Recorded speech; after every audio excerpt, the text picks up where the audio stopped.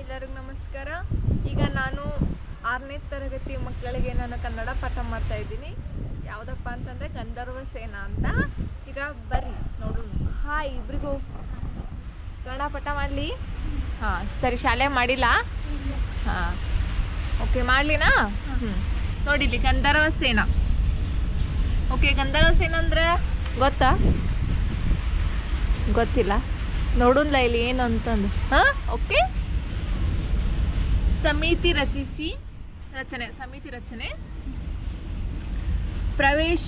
ಎಷ್ಟೋ ಸಂದರ್ಭಗಳಲ್ಲಿ ನಾವು ಮಾತನಾಡುವ ಶೈಲಿ, ದೇಹದ ಹಾವಭಾವಗಳು ನಿಜವಾಗಿ ನೀಡಬೇಕಾದ ಅರ್ಥಕ್ಕಿಂತ ಭಿನ್ನವಾದ ಅರ್ಥಗಳನ್ನು ಕೊಡುವುದಿದೆ.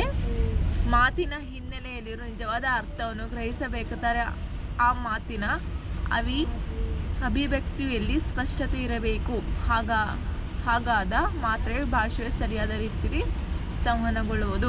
ಇದೊಂದು ಜಾನಪದ ಮೂಲದಿಂದ ಆರಿಸಿಕೊಂಡು ರಚಿಸಲಾದ ಕಥೆ. ಇದೊಂದು ಕಥೆ. ಇದು ಈಗ ನಾವು ಮಾತಾಡೋ ಒಂದೊಂದು ಮಾತಿರ್ತೈತಲ್ಲ, ಒಂದೊಂದು ಶೈಲಿ, ಒಬ್ಬೊಬ್ರು ಒಂದೊಂದು ಶೈಲಿ ಇರ್ತೈತಿಲ್ಲ, ಹಾವಭಾವಗಳು ನಿಜವಾಗಿ ಏನಂದ್ರೆ ಅರ್ಥ ಇರ್ತೈತಿ. ಅರ್ಥಕ್ಕಿಂತ ಅರ್ಥ ಒಂದು ಹೌದಿಲ್ಲ, ಬೇರೆ ಬೇರೆ. ಕನ್ನಡನ ಸ್ವಲ್ಪ ಬೇರೆ ಬೇರೆ ಭಾಷೆ ಈ ಥರ ಹಿಂಗೆಲ್ಲ ಇರ್ತೈತೆ. ಓಕೆ, ನೆಕ್ಸ್ಟ್ ನೋಡೋಣ. ಒಂದು ದಿನ ರಾಜ ಒಬ್ಬ ಒಡ್ಡೋಲ ಅಂದ್ರೆ ಏನು ಹೇಳ? ಎಸ್, ದರ್ಬಾರು, ರಾಜ್ಯಸಭೆ. ಒಡ್ಡೋಲಗದಲ್ಲಿದ್ದಾಗ ಅವನ ಮಂತ್ರಿ ಗಟ್ಟಿಯಾಗಿ ಅಳುತ್ತಾ ಬಂದನು. ರಾಜ ಇದು ಎಂಥ ಒಂದಿನ ಒಡ್ಡೋಲಗದಲ್ಲಿ ರಾಜ್ಯಸಭೆಯಲ್ಲಿ ಏನು ರಾಜ ಇದ್ದಾಗ ಅವನ ಮಂತ್ರಿ ಇರ್ತನಲ್ಲ, ಒಬ್ಬ ರಾಜ ಇರ್ತಾನ, ಮಂತ್ರಿ ಇದ್ದೇ ಇರ್ತನಲ್ಲ, ಅವ ಏನು ಮಾಡ್ತಾನ, ಗಟ್ಟಿಯಾಗಿ ಜೋರಾಗಿ ಅಳ್ಕೋತ ಬರ್ತಾನ ಅಲ್ಲಿ ರಾಜ್ಯಸಭೆಗೆ. ಅವನ ರೋದಕ್ಕೆ ಕಾರಣವೇನೆಂದು ರಾಜ ಪ್ರಶ್ನಿಸಿದ. ಅವನು ಅಳಾತಿರ್ತಾನಲ್ಲ ಫುಲ್ಲು ಜೋರಾಗಿ. ಯಾಕೆ ಅಳಾತಿ ಏನಂತ ರಾಜ ಪ್ರಶ್ನಿಸ್ತಾನ. ಮಂತ್ರಿಯು ಸಿಂಹಾಸನವನ್ನು ಚುಂಬಿಸಿ ಭೂಮಿಯನ್ನು ಮುಟ್ಟಿ ನಮಸ್ಕರಿಸಿ ತನ್ನ ನಾಲಿಗೆಯನ್ನು ಉದ್ದ ಮಾಡಿ, ಮಹಾರಾಜರೇ, ಗಂಧರ್ವ ಸೇನರು ತೀರಿಕೊಂಡರಂತೆ ಎಂದು ಉದ್ಗರಿಸುತ್ತಾ ಮೂರ್ಛೆ ಹೋದ. ಮಂತ್ರಿ ಅದಲ್ಲ, ಅವನೇನು ಮಾಡ್ತಾನೆ ಹೇಳ? ಸಿಂಹಾಸನವನ್ನು ಚುಂಬಿಸ್ತಾನೆ. ಸಿಂಹಾಸನ ಅಂದ್ರೆ ಗೊತ್ತೈತೆ ನೋಡ, ಕಾಣತ್ತಿಲ್ಲ, ಚುಂಬಿಸ್ತಾನ. ಭೂಮಿಯನ್ನು ಮುಟ್ಟಿ ನಮಸ್ಕರಿಸ್ತಾನ. ಭೂಮಿ ಮುಟ್ಟಿ ನಮಸ್ಕಾರ ಮಾಡ್ತಾನ. ತನ್ನ ನಾಲಿಗೆಯನ್ನು ಉದ್ದ ಮಾಡಿ, ಉದ್ದ ಮಾಡಿ, ಮಹಾರಾಜರೇ ಜೋರ ಹೇಳ್ತಾನೆ, ಗಂಧರ್ವ ಸೇನರು ತೀರಿಕೊಂಡಾರಂತೆ ಅಂದ್ರೆ ಸತ್ತೋಗ್ಯಾರ ಅಂತ ಹೇಳ್ತಾನವ. ಅವತ್ತು ಅನ್ನು ಉದ್ಗರಿಸುತ್ತಾ ಮೂರ್ಛೆ ಹೋದ. ಅಂದ್ ಹೇಳ್ತಾ ಏನು ಮಾಡಿಬಿಟ್ಟ, ತಲೆ ತಿರುಗಿ ಬಿದ್ದವನು.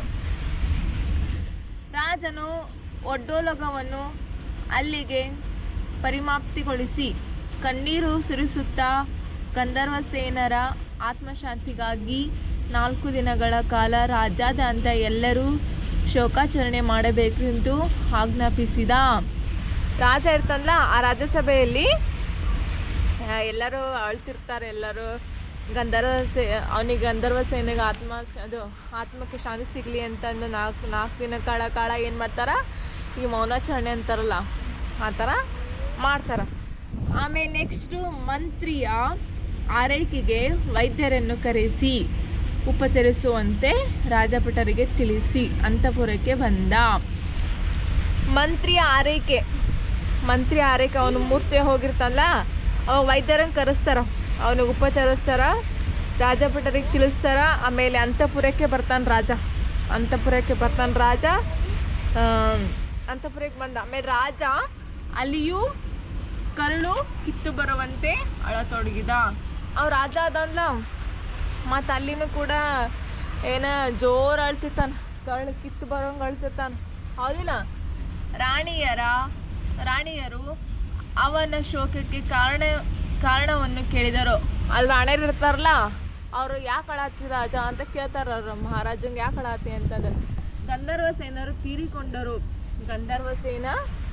ಅಂತ ಹೇಳ್ತಾನವ ಎಂದು ರಾಜ ಗದ್ಗದ ಕಂಠದಿಂದ ಹೇಳಿದಾಗ ರಾಜನ ದುಃಖ ತಮ್ಮ ದುಃಖ ಎಂದು ಅವರು ಕೂಡ ಕರುಳು ಹಿಂಡುವಂತೆ ಎದೆ ಬಡಿದುಕೊಂಡು ಅಳಲಾರಂಭಿಸಿದರು. ಇಡೀ ಅಂತಃಪುರ ದುಃಖ ಹಾಗೂ ಗೊಂದಲದಿಂದ ತುಂಬಿತು. ನೋಡಿಲಿ, ಅವನು ಹೇಳಿದ ಹಿಂಗೆ ಎಂತ ಗದ್ಗದ ಅಂತಂದ್ರೆ ಏನಂತೈತಿ ಕೊಟ್ಟಾರು